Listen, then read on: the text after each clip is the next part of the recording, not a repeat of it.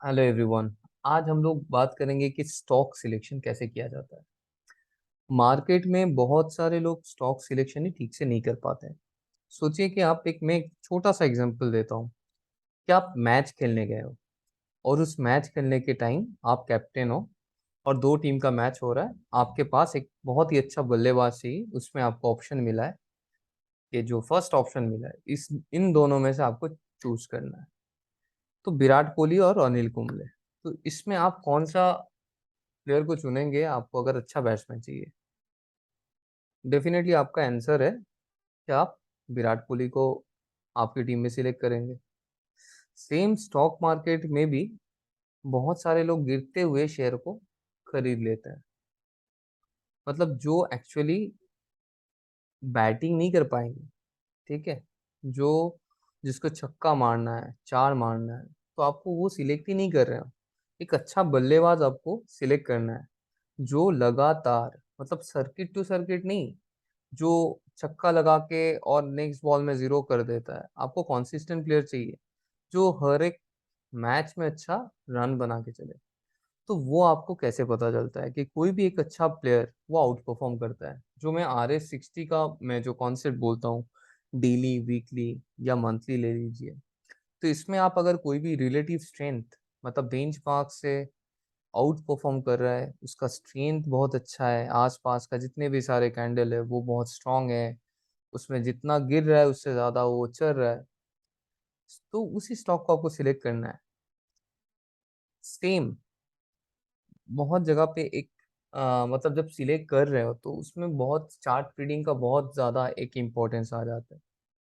Importance क्या रहता है? तो मैं मंथली चार्ट बहुत स्मूथ चार्ट होता है, तो उसमें आपको एक्चुअल पिक्चर दिखाई देता है। मैं कुछ चार्ट आपको मतलब दिखा रहा हूँ फॉर एन एग्जांपल। उसमें कुछ आपको ये नॉलेज में आ जाएगा कि उसमें आपका कब से बोल दिया था कि मैं तो विराट कोहली हूँ, मैं अनिल कुंबले नहीं हूँ। तो आप मुझे सिलेक्ट करो। बाकी आप कैप्टन हो, आप किसको सिलेक्ट करोगे वो आपके ऊपर है। तो वो कैसे पता चलेगा कि वो कौन सा प्लेयर आपको आपको चूज करना है? जब भी कोई स्टॉक मंथली ब्रेकआउट देता है, ये एक मंथली ब्रेकआउट का चार्ट है, ब्रेकआउट हो या ब्रेकडाउन हो, तो उसमें आपको निकल जाना चाहिए। ऐसा नहीं है कि मंथली ब्रेकआउट हर टाइम सक्सेसफुल होगा, आपका स्टॉप लॉस भी हिट होगा। आपको ये करना है, आपको स्टॉप लॉस आपके हाथ में है। आप कौन सा टाइम में वो परचेस कर रहे हो, मार्केट कौन सा पीक में है, मतलब ओवरऑल इंडेक्स कहाँ पे है, ओवरबॉट टेरिटरी में है, या वो पर्टिकुलर सेक्टर किस जगह पे है। तो उसके ऊपर डिपेंड करता है कोई भी मार्केट में मोमेंटम को मतलब कंटिन्यू कर पाता है या मोमेंटम थोड़ा रुक जाता है, या किसी भी कारण अगर कुछ ग्लोबल या पॉलिटिकल कुछ भी न्यूज आता है उसके चलते आपका थोड़ा बहुत गिरावट रहता है, फाइनेंशियल वीकनेस रहा तो भी। तो यहाँ पे मैं एक चार्ट में दिखा रहा हूँ कि मंथली, ये पूरा मंथली है। एक एक जो कैंडल देख रहे हैं तो वो मंथली कैंडल है। तो मंथली कैंडल में अगर कभी भी उसके नीचे अगर कभी स्टॉक क्लोजिंग दे दे तो आपको उस स्टॉक से निकल जाना है। आप यहाँ पे देखोगे कि ये स्टॉक मंथली में ऊपर गया था, मंथली ब्रेकआउट देके उसके बाद सस्टेन नहीं कर पाया नेक्स्ट मंथ, और मंथली ब्रेकआउट नहीं हुआ, तो आपको यहाँ से ब्रेकआउट का फेलियर का पता चल जाता है क्योंकि मंथली क्लोजिंग उसके ऊपर नहीं हुआ है। स्टॉप लॉस आप रख सकते हो कि इसके नीचे लास्ट जो मंथली हाई है उसके नीचे आप अगर रखोगे तो उसमें अगर मतलब टच क्रॉस कर गया तो आप क्लोज करके निकल जाओ।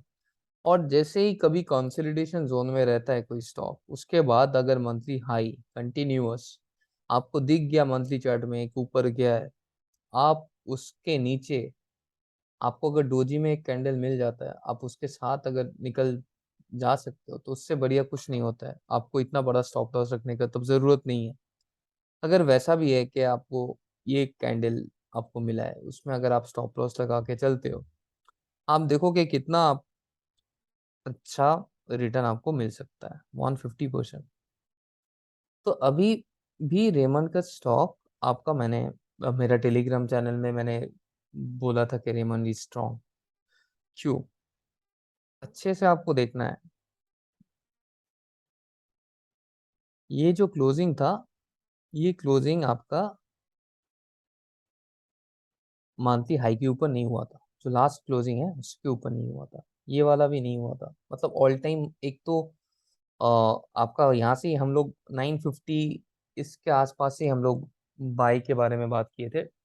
अभी फिर से मैंने बोला कि रेमंड इज स्ट्रॉन्ग बिकॉज जो मंथली क्लोजिंग था ना, यहाँ पे फेल हुआ। उसके बाद आपका तभी भी वहाँ पे कंसोलिडेशन कंसोलिडेशन ब्रेकआउट करके ये भी मंथली एक कैंडल है, उसके बाद ऊपर गया। जैसे ऊपर गया आप देखो, उसके बाद 950। तो मंथली क्लोजिंग कितना इंपॉर्टेंट होता है। अगर मंथली क्लोजिंग एक बार ऊपर में आपको कोई स्टॉक दे देता है, तो उस स्टॉक के साथ फंडामेंटल अगर अच्छा है, सर्किट टू सर्किट स्टॉक नहीं है, अच्छा खासा आपका मार्केट कैप है 1000 से 10,000 करोड़ का या 10,000 करोड़ के ऊपर का, आप अगर कोई भी पेनी स्टॉक या कोई स्मॉल कैप नहीं लेके आ रहे हो जिसमें लिक्विडिटी का इशू रहता है, so any one can manipulate, अगर उसमें पैसा आ गया है, आपको बहुत ज्यादा एनालिसिस करने का जरूरत नहीं है। आप अगर टेक्निकली इसको फाइंड आउट करते हो, तो इसमें क्या हुआ, उसके बाद आपका रिटर्न मिल गया। इसके बाद भी आप देखो कि लास्ट जो अक्टूबर का क्लोजिंग था, अक्टूबर का क्लोजिंग आस पास के जितने मंथ थे उसके ऊपर हुआ है। तो ये मंथली ब्रेकआउट है। आप अगर मंथली ब्रेकआउट में लेते हो, थोड़ा नीचे आया, उसके बाद आप देखो आज क्लोजिंग ऊपर गया है, उसके बाद रिजल्ट भी अच्छा है। तो इसी तरीके से आप अगर कोई भी स्टॉक चूज करोगे, तो मुझे नहीं लगता है कि बहुत जगह पे लोग, मतलब देखो मंथली और वीकली डेली सारे चीज अलग अलग कॉन्सेप्ट है। मैं हर टाइम लास्ट मेरा टेलीग्राम चैनल भी है, मुझे जो जानते हैं उन लोगों को भी मैंने बोला है, स्टॉक देख स्टॉक या चार्ट को देखना आपको आना चाहिए। हाँ, उसके बाद आप कितना भी कोई मतलब बोल लो कि कंपनी खराब है, ये है वो है, और ये कंपनी बहुत अच्छा है उससे, बट वो मंथली ब्रेकडाउन दे रहा है, आप उसमें बोल रहे हो कि कंपनी बहुत अच्छा है, तो उसका कोई मतलब नहीं है। आप अगर फंडामेंटली उसमें बहुत कॉन्फिडेंट हो, आप रह सकते हो, that is up to you. But आपको अगर सही टाइम में, सही टाइम मतलब प्रॉपर टेक्निकल वे, जैसे आपको चार्ट देखना चाहिए, एक्यूमुलेशन दिख जाएगा ना। डेफिनेटली कोई भी मल्टीबैगर स्टॉक में कोई बड़ा प्लेयर आगे पैसा नहीं लगाता है, मतलब DII FII पहले रिटेलर उसको ढूंढ के निकालता है, बिकॉज डोमेस्टिक कंपनी है, उसको पता है क्या चल रहा है, तो वो पैसा पहले लगाता है। वो पैसा जब आता है, वो उतना खास नहीं आता है, वॉल्यूम में उतना नजर नहीं आता है, बट प्राइस एक्शन में आपको अगर कभी मिल जाता है कि आपको अगर कॉन्फिडेंट हो, तो आपको हर एक कंपनी के बारे में उतना ज़्यादा नॉलेज नहीं है ना, आपको इनसाइडर हो, तो आपको कैसे लेना चाहिए। आपको हर टाइम देखो कि यहाँ पे क्या हुआ था। यहाँ पे लास्ट टाइम, इस टाइम भी मैंने मेरे व्हाट्सएप ग्रुप में कभी बोला था, मैं जिन लोगों को जानता हूँ, कि इसमें आपका 13.45 गया था मंथली क्लोजिंग, ब्रेक हुआ, आप स्टॉप लॉस लगाएं, उसके बाद ये नीचे चला गया। आप अगर यहाँ पे थोड़ा ऑब्जर्व करोगे, ये कोविड फॉल के टाइम यहाँ पे आपका मंथली क्लोजिंग ऊपर चला गया। मंथली क्लोजिंग जाने के बाद ये जो मंथली लो है, इसका अगर स्टॉप लॉस लगा के कोई चलता है, तो इसका कभी स्टॉप लॉस हिट ही नहीं हुआ है। तो यहाँ पे आया है, उसके बाद ऊपर चला गया है, फिर से नीचे आया है यहाँ पे। तो हर टाइम डोजी को फाइंड आउट कीजिए, और डोजी के बाद अगर कोई कहीं पे भी ब्रेकआउट मिल रहा है कोई स्टॉक में, जैसे ये इतने सारे डोजी है, that means 4-5 months consolidation. If it is coming out from the consolidation, then what you need to do, you need to just sit with that particular stock, keeping a stop loss on a monthly low. आपको यहाँ पे stop loss लगाना है and just ride the rally. शायद I told around 8.6 here, 8.6. Now it has gone to 14.75. If you are entering in Feb, March and waiting for 1, 2, 3, 4, 5 months, so this 4 5 months, no, you would have invested in Matchdoc or some other script from where you got a good return. And if you are just spending, no, ये बहुत अच्छा script है, मैं इसमें बैठा रहूंगा 5 months, इसका कोई मतलब नहीं है। मतलब आप, हो सकता है आपके लिए हो सकता है, मेरे लिए नहीं है। तो यहाँ पे कंसोलिडेशन हुआ, इसमें ब्रेकआउट हुआ, आप फंडामेंटली ये स्टॉक में अगर कॉन्फिडेंट हो, आप एक दो पैसे के लिए नहीं बैठ रहे हो, आप उसमें अच्छे खासे, मतलब आपको पोटेंशियल लग रहा है, तो आपको टाइम भी क्यों वेस्ट करना है। आपको अगर 8 में मिल रहा है और 8.6 में मिल रहा है या 9 में मिल रहा है, उसका कोई मतलब नहीं है। Now it is at 14. 9। So monthly closing क्या हुआ है, इसका ऊपर में हुआ है। जो लास्ट क्लोजिंग था नीचे में था, तो आस पास का क्लोजिंग का ऊपर हुआ है। तो अभी नेक्स्ट हम लोग का जो जोन है देखने वाला चीज है होगा कि ये पर्टिकुलर, तो यहाँ पे आगे रेजिस्टेंस फेस करेगा। तो ऐसे बहुत सारे स्टॉक है जिसमें आपको, मैं उज्जीवन के बारे में भी बात किया, तो उज्जीवन में भी आपका बहुत ही अच्छा क्लोजिंग आपको मिल गया है। तो इससे आपको पता चल जाता है कि ये आपका पर्टिकुलर जो है कंसिस्टेंटली बैटिंग अच्छा कर रहा है, 1 2 3 4 5। So like in future also this particular stock में give a good return to you. तो आपको वो रेडर में रहना चाहिए। और अगर मतलब मेनली क्या होता है कि स्टॉप लॉस कोई लेना नहीं चाहता है। अगर हिट हो जाता है तो आप ले लो, आप निकल जाओ।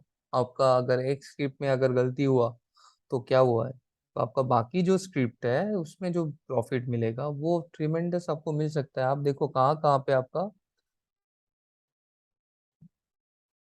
मंथली ब्रेकआउट, उसके बाद आपको सिर्फ स्टॉप लॉस है आपके हाथ में, प्रोसेस है, स्टॉप लॉस है।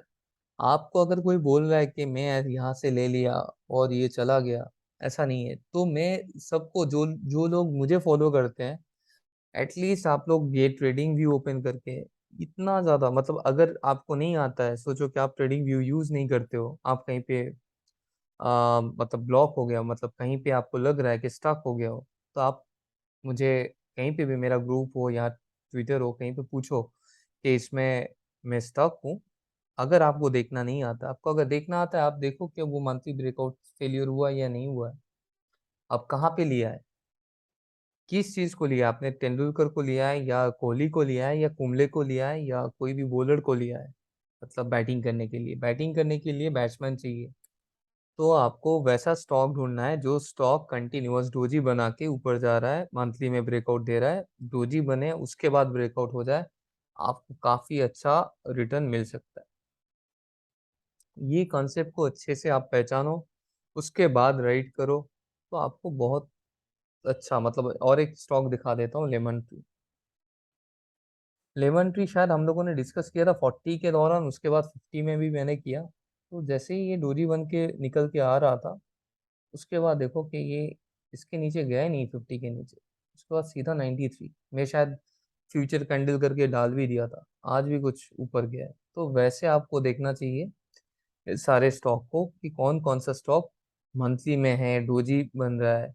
तो ये सारे स्टॉक में आपको देखो, इसमें मंथली डोजी है, तो ये स्क्रीनिंग करते करते आपको मिल जाएगा। तो आप उसमें आप, आपके पास क्या है, स्टॉप लॉस है, इसके नीचे 143 में स्टॉप लॉस लगा के आप टीटागढ़ मॉर्गन या किसी भी स्टॉक में, आपको जो अच्छा लग रहा है, वो फंडामेंटल अच्छा होना चाहिए, उसमें मैनिपुलेशन कम होना चाहिए, वैसे आप स्टॉक में ले लो। और आपको कहाँ से ये सारी चीज, ये वीसीपी वीसीपी कोई स्कैन नहीं है जस्ट मैंने लिखा है। बट आप अगर मंथली ब्रेकआउट चार्टिंग में जाओ, कहीं पे भी जाओ, थोड़ा दिमाग लगाओ कि मुझे मंथली ब्रेकआउट का चाहिए, तो मंथली ब्रेकआउट का आप ले लो। उसके बाद उस चार्ट को देखो, क्या वॉल्यूम है, प्राइस एक्शन है, डिलीवरी डेटा। जितना थोड़ा आपको पैसा अगर अर्न करना है तो थोड़ा आपको मेहनत करना पड़ेगा। आप सिर्फ, मैं इसीलिए ये वीडियो बना रहा हूँ कि एटलीस्ट सबको तो ये समझ में आ जाए कि अगर स्टॉक गिर रहा है, कोई बोला है उसके बाद गिर रहा है थोड़ा, जैसे रेमंड, मैंने बोला रेमंड 2 3 दिन से गिर रहा था, तो उसको ये तो समझ में आ जाए कि क्यों गिर रहा था, मंथली में ब्रेकआउट था। आप वीकली में थोड़ा आपका ऐसा आ जाएगा stock, up down up down. Daily में देखोगे तो आपको लगेगा बाप रे ये तो गिर गया, बट आप अगर मंथली में देखोगे गिरा ही नहीं था। तो आप थोड़ा लार्जर पिक्चर, ठीक से चार्ट देखना सीख लो, उसके बाद सब कुछ आसान है। Anyways, thank you everyone. Hope this video will help you to understand like how to read a chart.